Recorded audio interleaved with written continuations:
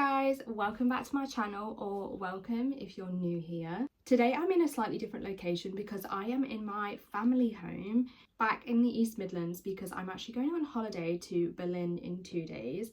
I actually was thinking that I might do a Berlin vlog while I'm there because I'm going with my book bestie Polly, so if that is something you would like to see then let me know below.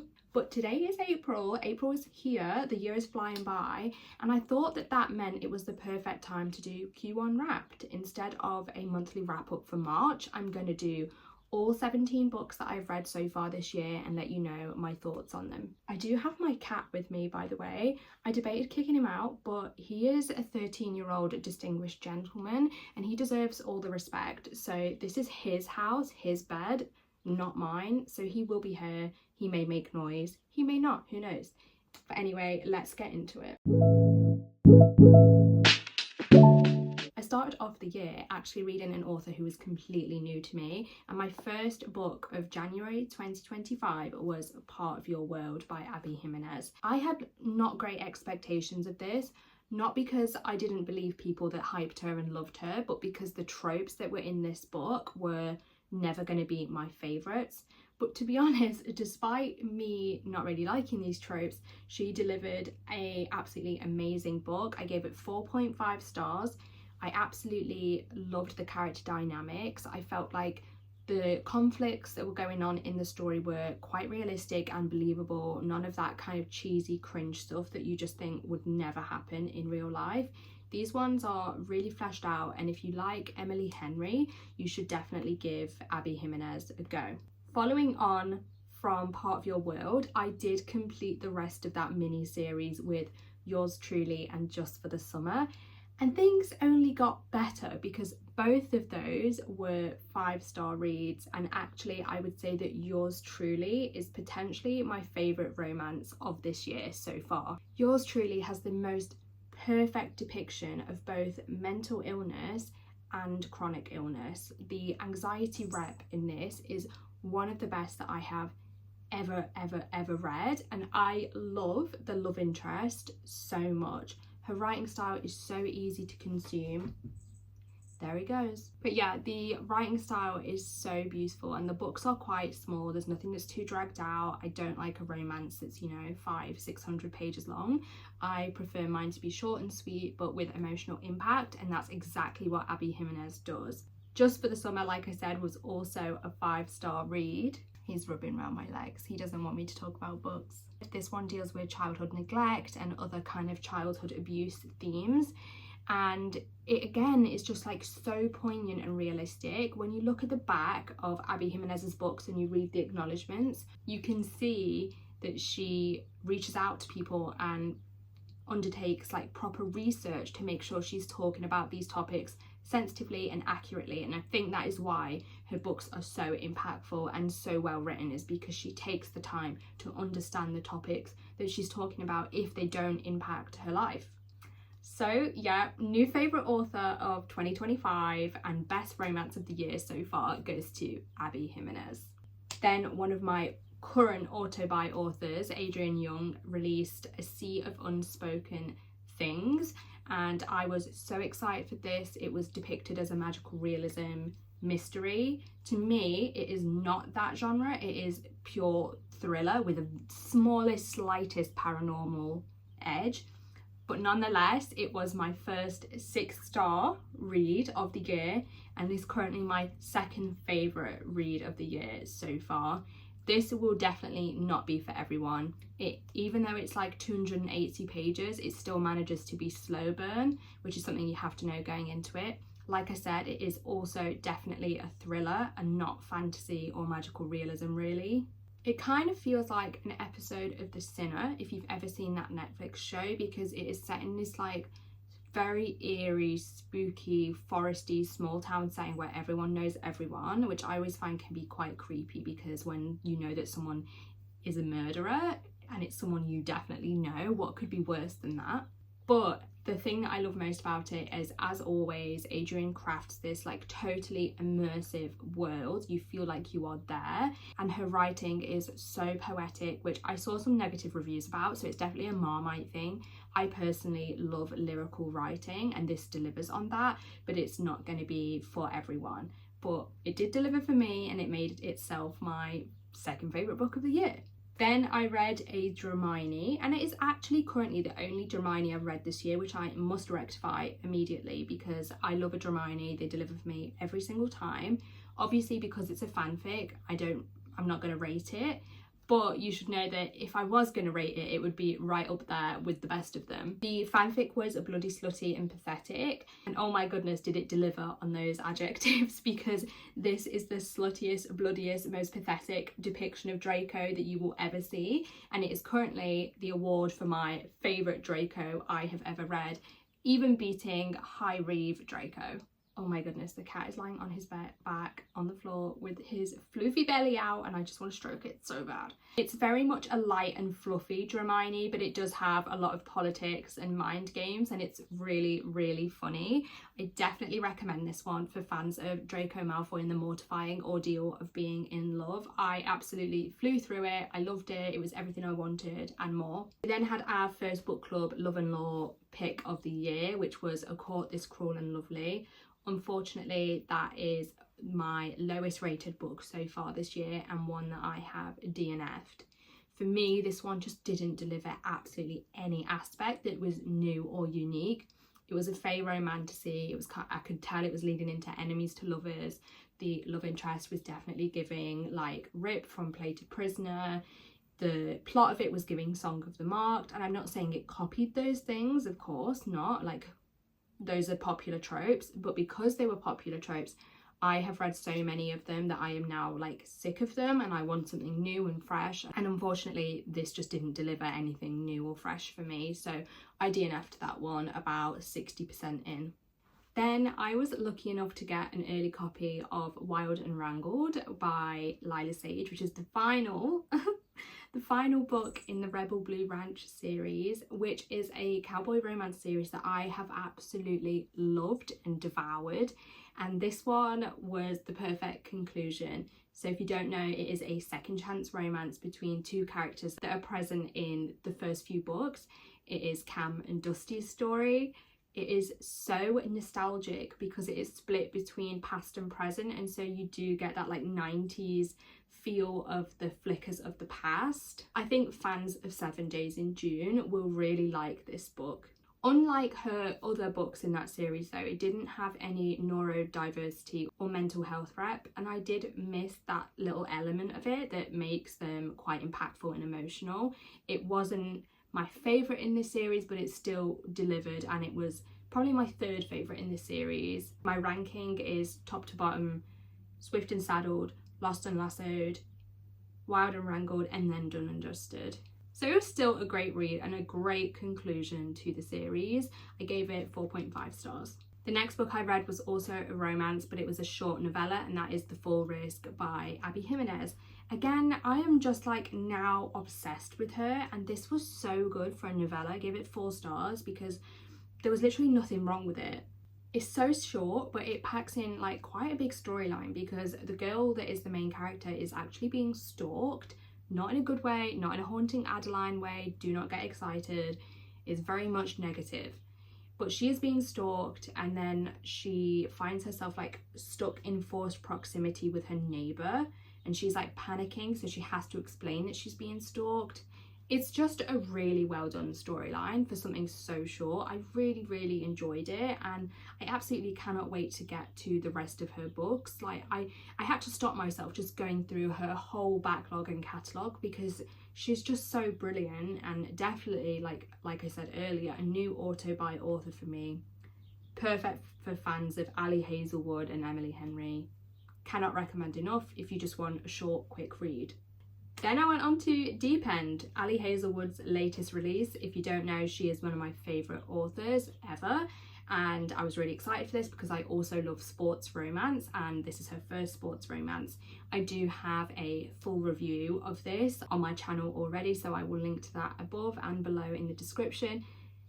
This was a 4.5 star review to me. However, the longer I sit with it, the more I remember the negatives about it rather than the positives. It definitely is not my favourite book of hers for sure. I definitely prefer the 3 STEM-based ones over this one, but it was better than Bride, which I really didn't like. I did love the main male love interest in this book. I loved the spice and the depiction of the type of spice, shall we say, but the plot was just a little bit weird, and it like very much goes against girl code, which I'm a girl's girl, so I was just a bit like, Scarlett, what are you doing? Pen, what are you doing? Like, this is unrealistic.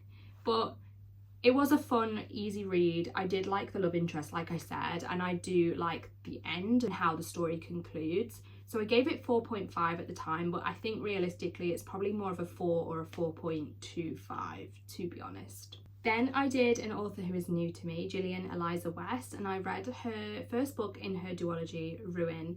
This was a romantasy that kind of gave Hades and Persephone vibes. So if you like a touch of darkness and that series, I would recommend reading this. I really enjoyed this. I think I gave it 4 stars or 4.25 because it was fun, easy, quick. It didn't feel too similar to things that are already out there, but it also was familiar enough that it felt quite cozy and nostalgic, and I could just quickly sink into it. There wasn't any particularly complex world building, but I did find the love interest really interesting and intriguing. I wanted to know more about him. And then the end of the book didn't really end how I expected, so it did leave me kind of wanting book 2 and to see where the storyline goes, which is obviously always a positive thing. So I do actually have the arc of Reckoning, which is book 2, and I'm going to read it soon, so I will report back with a full review of the Infernus duology very soon. Then I decided to give the War of Lost Hearts series another go because I had previously read Daughter of No Worlds and finished it but never went on to book 2 because I was unsure about book 1. This time around I made it through book 1 and I enjoyed it a lot more than the first time I read it. I found Max such an interesting character, really different to other love interests in the romantasy space. I loved the slow burn training and exploring Tizana's powers, but I still did find that there was a lacking of explanation and world building around the magic's limitations, its rules, like why do some people have 2 powers, some people only have 1. There just wasn't much exploration of that. However, I presumed that those questions would be answered further into the series, so I went into book 2. I only made it 60% of the way through before I DNF'd, and I have once again DNF'd the series, this time permanently. This one, again, still didn't answer any of those questions. I had no idea around the magic system. I also realised that I didn't fully understand the conflict origin between the 2 warring countries. I then was introduced to new characters and a new species, which again just kind of didn't feel well explored. And then the thing that was my favourite, the romance, was barely there in this book, and when it was there it had such a depressing, melancholic feel because the presence of the conflict and the book's tone is so heavy. So this was another DNF, and it is a series that I won't be continuing, unfortunately. Then I decided to reread Legendborn so that I could go on to Bloodmarked and then on to Oathbound with Oathbound's release. And this is a reread where I have actually raised the star rating of the book.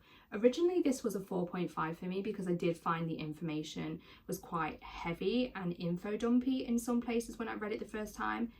Now I don't know what I was thinking.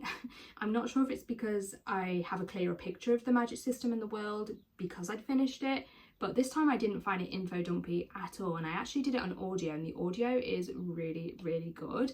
I raised it to 5 stars because I absolutely loved it and I was as immersed in it, if not more, than I was the first time I read it. I also forgot how much I loved the male characters in this. Nick and Selwyn, Sel in particular, I absolutely adore. I think they are both such interesting characters, Sel in particular being obviously quite a complex character, and I feel like the author explores that very well. In Legendborn, I also really love Bree at FMC, and I love the way that even though it's an Arthurian retelling, there is so much black culture and an exploration of racism in this, and it is so well done and well explained. So I thoroughly enjoyed that reread, and it receives my Q1 Wrapped Award of Favourite Reread of the Year.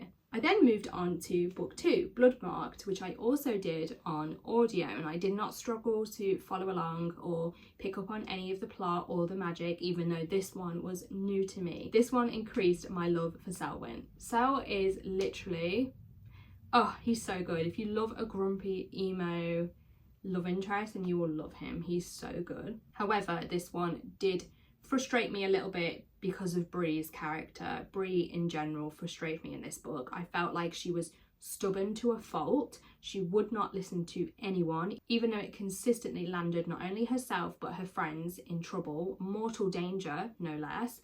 I was just getting very annoyed with her. I know she's a 16, or is she a bit older than that now at this point? I know she's a young girl, but everybody else around her is telling her these things that she should do, and she is just ignoring it, even though her way never gets her anywhere. So I did start to get frustrated with that, but the overall plot was very much enjoyable. It's well written and it's very unique, so I still gave it 4.5 stars. Then we come to Blood Over Brighthaven, which was not only my pick for the book club pick of the month last month, but it was also the book that Chris and Mads picked for me in my Booktubers Pick My TBR video. So this one was like a double whammy, and I had already read Sword of Kaigan, which last year was a 6-star read for me and my second favourite book of the year out of over 100 books. So I had high expectations for this one. I can tell you that it met those expectations. This is my favourite and highest rated book of the year so far. It is not just a 5-star read, it is a 6-star read.